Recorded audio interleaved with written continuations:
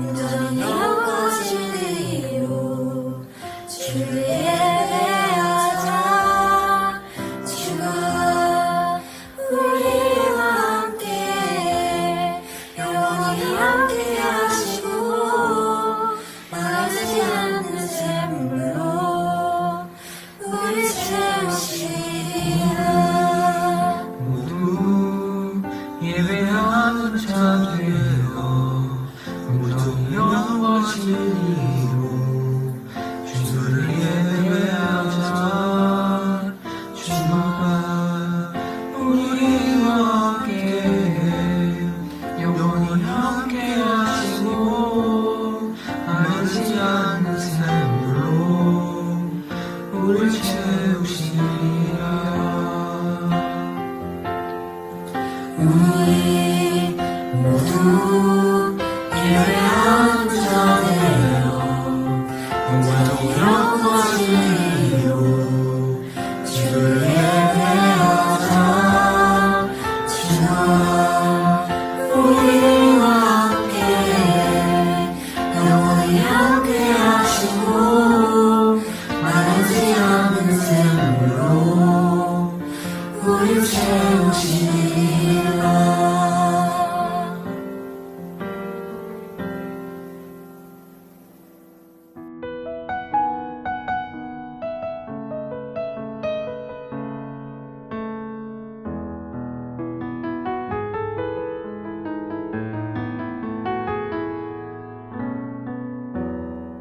오 주님, 당신은 내 삶 구석구석까지 감찰하시며 나를 응원하시는 분, 내 길을 밝혀서 영원한 생명의 길로 인도하시며 나를 격려하시는 분, 크고 작은 갈등을 겪곤 하지만 항상 결국 당신을 선택합니다. 나의 유일한 고백의 대상은 오직 가림 닿은 당신뿐입니다. 나의 유일한 고백의 대상은 오직 가림 닿은 당신뿐입니다. 나의 예배를 받으소서, 홀로 영광을 받으소서. 주여, 나의 주여.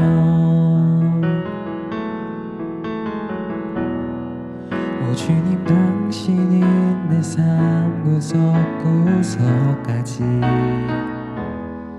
감찰하시며 나를 응원하시는 분, 내 길을 밝혀서 영원한 생명의 길로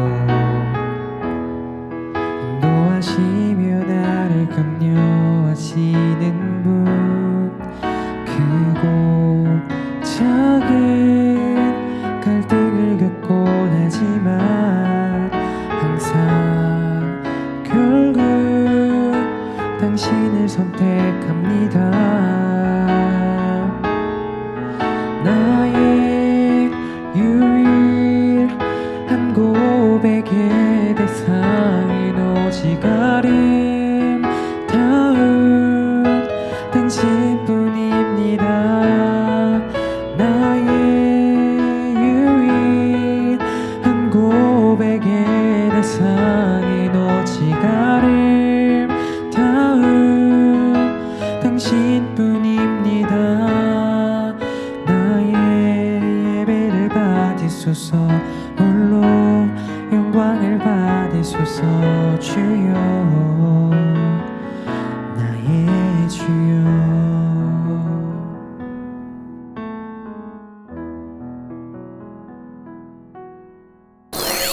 네, 긴 연휴 기간 건강하게 잘 보내셨습니까? 네, 광고 전하겠습니다. 먼저 예배 광고입니다. 10월 3일까지 중고등부 예배는 온라인으로 드립니다.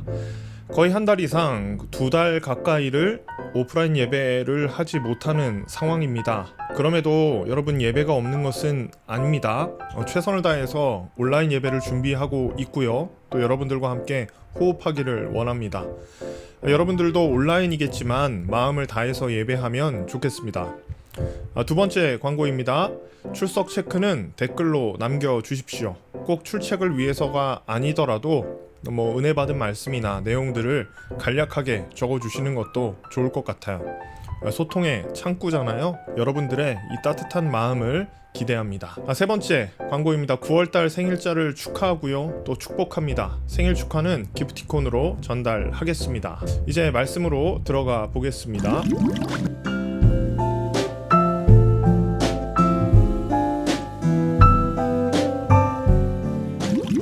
오늘 함께 나눌 하나님의 말씀은 사도행전 7장 51절부터 60절까지 말씀입니다. 제가 봉독하겠습니다.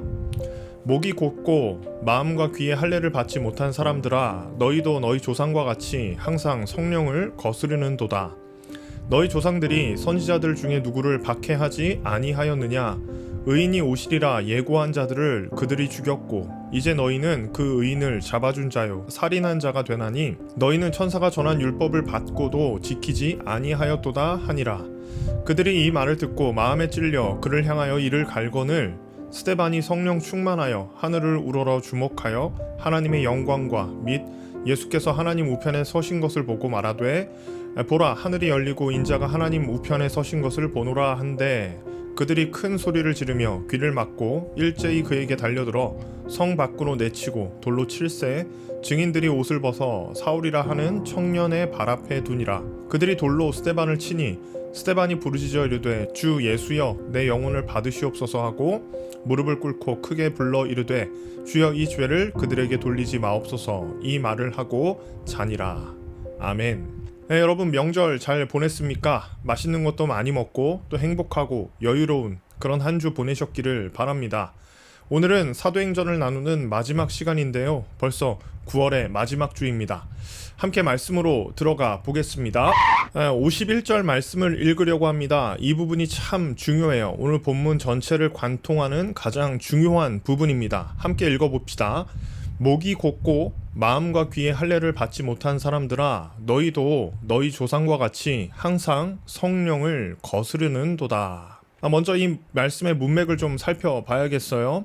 7장 거의 모든 내용은 스데반 집사님의 설교라고 할 수 있습니다. 그런데 이 문맥을 좀 살펴보면 지금 설교를 할 수 있는 정황일까 좀 우리는 궁금해야 합니다. 6장에 따르면 그는 회당에서 다른 사람들과 논쟁을 하는 중이었습니다. 아마도 이 논쟁의 중심에는 그리스도의 복음이 있었을 거예요. 스데반 집사님은 말을 정말 논리 있게 잘하는 그런 분이었던 것 같습니다. 많은 유대인들이 그의 성경 지식을 당해낼 수 없었어요. 그러자 그들은 거짓 증인을 통해서 이 스데반 집사님을 고발하게 되죠. 이 모습을 보고 있으면 꼭 예수님의 행적과 비슷하다라고 하는 느낌을 지울 수가 없습니다. 6장 11절과 12절 말씀 제가 읽어보겠습니다. 사람들을 매수하여 말하게 하되 이 사람이 모세와 하나님을 모독하는 말을 하는 것을 우리가 들었노라 하게 하고 백성과 장로와 서기관들을 충동시켜 와서 잡아가지고 공회에 이르러. 스데반 집사님을 모함하며 이 사람들이 고발한 내용을 살펴보면 모세와 하나님을 모독하는 말을 했다는 것입니다. 그러자 대제사장이 스데반을 향해서 이렇게 물었습니다. 이 사람들의 말이 사실인가? 여기서 TMI, 사실 성전을 모독한 것이 아니고요. 종교 지도자들을 향한 일침이었습니다. 그런 의미에서 이 종교 지도자들의 이런 해석은 성전과 자신을 비슷한 선상에 놓고 있다는 것으로 해석될 수 있습니다. 어쨌든 스데반 집사님은 공회 가운데서 변명의 기회를 잡은 것입니다. 그는 이 기회를 놓치지 않고 말을 해야만 해요. 문맥상 스데반 집사님이 지금 해야 하는 말은요, 변명 혹은 반박입니다. 그런데 아까 설명한 것처럼 이 7장의 전체적인 내용은 변명보다는 설교에 가깝습니다. 그는 성령이 충만한 상태에서 과거 이스라엘의 역사를 다시 이야기하고 있어요. 이상하죠. 이 스데반이 과거 이스라엘의 이야기를 길게 늘어놓는 것은 지금 이 이야기를 듣고 있는 사람들이 이스라엘의 과거 스토리를 모르기 때문이 아닙니다. 오히려 그들이 이스라엘의 역사에 대해서 너무나도 잘 알고 있었다는 것을 역이용하려고 하는 거예요. 스데반은 그의 변론 혹은 설교를 시작하면서 하나님이 아브라함을 부르신 이야기로 시작하고 있습니다. 유대인들의 조상이었던 아브라함부터 가장 위대한 선지자인 모세와 또 위대한 왕이었던 다윗과 성전을 지었던 솔로몬까지 모두 이야기하고 있습니다. 이 조상들의 역사 이야기를 통해서 스데반이 진짜 하고 싶었던 이야기 무엇일까요? 스데반은 이스라엘의 역사를 쭉 길게 설명하다가 진짜 그가 하고 싶은 말을 51절에 적용시켜서 이야기합니다. 그런 의미를 기억하면서 우리 다시 51절 말씀 읽어보겠습니다. 목이 곧고 마음과 귀에 할례를 받지 못한 사람들아, 너희도 너희 조상과 같이 항상 성령을 거스르는도다. 굉장히 파격적인 표현입니다. 변명을 해야 하는 입장에서 이 말은 조금 어울리지 않는 듯한 느낌도 받게 돼요. 사실 청중은 유대인들, 그 중에서도 종교 지도자들입니다. 유대 땅에서 가장 거룩한 집단으로 불리는 그들의 최고 법정기관인 이 공회 앞에서 그들을 향해 일침을 주고 있어요. 이 표현에 우리 함께 주목해 봐야겠습니다. 유대인들을 향해 스데반은 두 가지의 수식어로 표현해요. 첫째, 목이 곧다. 둘째, 귀에 할례를 받지 못했다. 스데반은 지금 자신의 설교 속에 등장하고 있는 이스라엘의 모습과 현재 자신의 설교를 들었던 종교 지도자들의 모습을 동일한 관점으로 보고 있는 겁니다. 그러면서 너희는 너희의 조상들과 결코 다르지 않다라고 하는 것을 강조하고 있어요. 그리고 목이 곧고 귀에 할례를 받지 않은 사람들은 곧 성령을 거스르는 것과 같은 기능을 하고 있음을 강조합니다. 그러니까 51절의 말씀을 약간만 뒤집어 본다면 성령을 거스르는 것은 곧 목이 곧은 것을 의미하는 동시에 마음과 귀에 할례를 받지 못한 것입니다. 즉, 이 과거 이스라엘 조상들이 하나님의 뜻을 거슬러 행했던 수많은 행적을 지금 이 설교를 듣고 있는 청중도 동일하게 행하고 있다는 의미입니다. 이어서 52절은 이렇게 이어지고 있어요. 너희 조상들이 선지자들 중에 누구를 박해하지 아니하였느냐? 의인이 오시리라 예고한 자들을 그들이 죽였고 이제 너희는 그 의인을 잡아준 자요 살인한 자가 되나니. 구약에서 성령을 거스르는 자들의 모습을 구체적으로 표현하고 있어요. 그들은 선지자들을 박해하며 의인을 죽인 사람들이었습니다. 선지자라고 하는 직분이 가진 임무가 무엇인지를 알게 된다면 이들이 거절하는 것이 진짜 무엇이었는지 알게 돼요. 선지자는 하나님의 뜻을 전달하는 자들입니다. 그러면 선지자는 하나님의 뜻과 계획을 전달하려고 이스라엘 가운데 보냄을 입은 사람이죠. 그러나 유대인들의 조상들은 이 선지자들을 다 죽였습니다. 그렇다면 이스라엘은 결국 하나님의 뜻을 거절한 것과 다름이 없는 겁니다.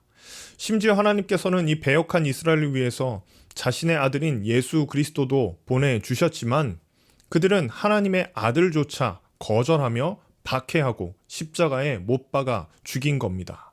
예수님은 말씀이라고 성경은 이야기해요. 예수님은 하나님의 온전하신 뜻 그 자체입니다. 즉 그들은 명확히 드러나는 하나님의 말씀을 거절한 것입니다. 성령을 거스른다라고 하는 것은 결국 하나님의 뜻을 거절하는 형태로 나타나는 것임을 알 수가 있지요. 스데반의 이런 직언 때문에 그들의 마음에 동요가 일어나기 시작합니다. 54절 말씀 이렇게 이어집니다. 그들이 이 말을 듣고 마음에 찔려 그를 향하여 이를 갈거늘. 마음에 찔려 그를 향해 이를 갈았다 이렇게 표현하네요. 아마도 이 구약의 모든 내용을 잘 알고 있었던 유대 지도층들은 이 헬라인이었던 집사 나부랭이의 말 때문에 굉장히 불편한 진실 위에 자신을 세워야 했을 것입니다. 이것을 전문 용어로 직면이라고 할 수 있습니다. 마치 거울을 보는 것처럼 하나님의 말씀 앞에 자신을 세워 놓는 겁니다. 말씀 앞에서 모든 이들은 자신의 가면을 벗어야만 해요. 대제사장이라고 하는 가면, 또 서기관이라고 하는 가면, 바리새인이라는 가면을 벗고 이 하나님의 말씀 앞에 서야 합니다. 그러자 마음이 찔리게 되는 거예요. 그런데 이 사람들은 자신을 돌아보고 회개하는 대신 이 스데반을 향해서 이를 갈았습니다. 그리고 그를 돌로 쳐 죽이게 됩니다. 사랑하는 중고등부 여러분, 당신은 하나님의 말씀 앞에서 어떤 반응을 보이고 있습니까? 하나님의 말씀이 우리의 마음에 와서 닿을 때, 그런데 이렇게 그냥 닿는 게 아니라 그 말씀이 우리의 마음을 좀 불편하게 만든다면 과연 여러분은 어떻게 반응하고 있습니까? 하나님의 순전한 말씀은 우리 안에 여전히 해결되지 않는 이 수많은 부분들을 드러나게 할 수 있습니다. 그리고 우리는 그 하나님의 말씀 앞에서 자신의 문제들을 직면하고 아파할 수 있어요. 중요한 것은 그 찔림 자체가 아닙니다. 그 말씀 앞에 우리가 어떻게 반응하는가, 그것이 훨씬 더 중요합니다. 스데반 집사님은 51절에 그들을 향해서 성령을 거스른다 이렇게 표현했어요. 거스른다, 제 생각에는 너무 온건한 번역입니다. 영어 성경을 보면 레지스트라는 단어로 번역해요.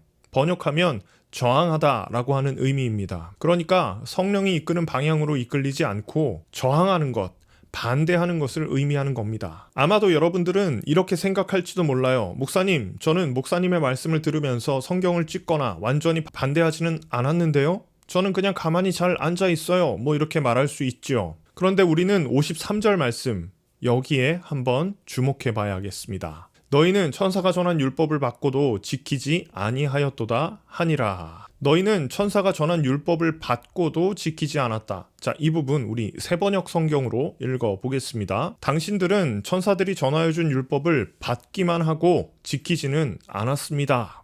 이 번역 굉장히 생동감 있지요. 받기는 받았다. 너희는 율법을 맡은 자들이고 율법에 대해서 너무나도 잘 아는 자들이지만 그 율법을 지키는 것에는 끝끝내 실패한 사람들, 끝끝내 거절한 사람들, 저항한 사람들이 바로 이스라엘 사람들이었고 지금 이 스데반의 설교를 듣고 있는 정통 유대인의 지도자들이었다는 겁니다. 여러분, 어쩌면 이 말씀 앞에선 저와 여러분들의 모습이 동일하지 않을까 생각해 봅니다. 매주 예배는 빠지지 않고 참석합니다. 매주 들려오는 하나님의 말씀은 잘 들어요. 그런데 그 들음의 목적을 상실해버린 시대가 바로 저와 여러분들의 모습은 아닐까라는 생각이 들어요. 어쩌면 듣기는 하지만 적절하게 반응하는 데는 실패한 세대, 오히려 잠잠하게 저항하는 모습이 혹 저와 여러분들의 모습은 아닌지 돌아볼 필요가 있겠습니다. 우리는 이런 이스라엘의 모습을 본받지 맙시다. 내일부터 시작되는 한 주의 삶도 이 하나님의 말씀 앞에서 능동적으로 반응하시는 저와 여러분 되시면 좋겠습니다. 기도하겠습니다. 항상 살아계시고 역사하시는 하나님 아버지, 우리에게 이렇게 예배를 허락해 주셔서 감사합니다. 오늘도 주신 말씀 앞에 서봅니다. 늘 같은 자리에서 주님께서 주시는 말씀을 받으며 은혜를 누리는 귀한 공동체가 되기를 원합니다. 그러나 우리는 하나님의 말씀을 받는 것에 만족하며 살아가지 않게 하시고 이 말씀의 목적을 생각하며 우리의 삶 속에서 말씀을 구현하는 귀한 중고등부가 되기를 원합니다. 함께 하시고 역사하여 주시옵소서. 예수님의 이름으로 기도합니다. 아멘. 여러분, 말씀을 마무리하면서 제가 가진 주석 한 대목 인용하겠습니다. 그들을 불순종하는 사람들로 묘사하는 것, 즉 마음과 귀의 할례를 받지 못한 사람들이라는 묘사는 그들이 아브라함의 제도와 일치해서 문자적 의미에서는 할례를 받았지만 하나님의 계시에 대한 그들의 무반응과 저항은 하나님이 자신의 뜻을 전혀 알리지 않으신 이방인들에게서 기대할 수 있는 바로 그런 자세였다. 좀 길고 복잡한 내용이지만 저는 여기에서 딱 두 단어가 제 마음에 와 닿았습니다. 무반응과 저항이라는 표현입니다. 적절하면서도 뼈아픈 표현인데요. 하나님께서 그들에게 말씀을 주실 때에는 그들에게 요구되는, 기대되는 적절한 반응이 있었다는 겁니다. 그런데 실제로 뚜껑을 열어보니 하나님께서 아무런 뜻을 보이지 않았던 이방인과 크게 다를 것이 없었다. 이것이 이 대목을 향한 이 주석가의 평가였습니다. 우리 바쁜 일상을 살아가는 중이겠지만 마음의 여유가 없어서 언제까지 하나님의 말씀을 뒤로 할 수는 없겠죠. 무반응과 저항은 곧 성령을 거스르는 것임을 기억하면 좋겠습니다. 자, 이제 시작되는 한 주 이 하나님의 말씀 앞에서 능동적으로 반응하며 참된 크리스천의 삶을 살아가는 저와 여러분 되시면 좋겠습니다. 여러분들 건강하시고요. 우리는 다음 주에 다시 만나도록 하겠습니다. 빠염.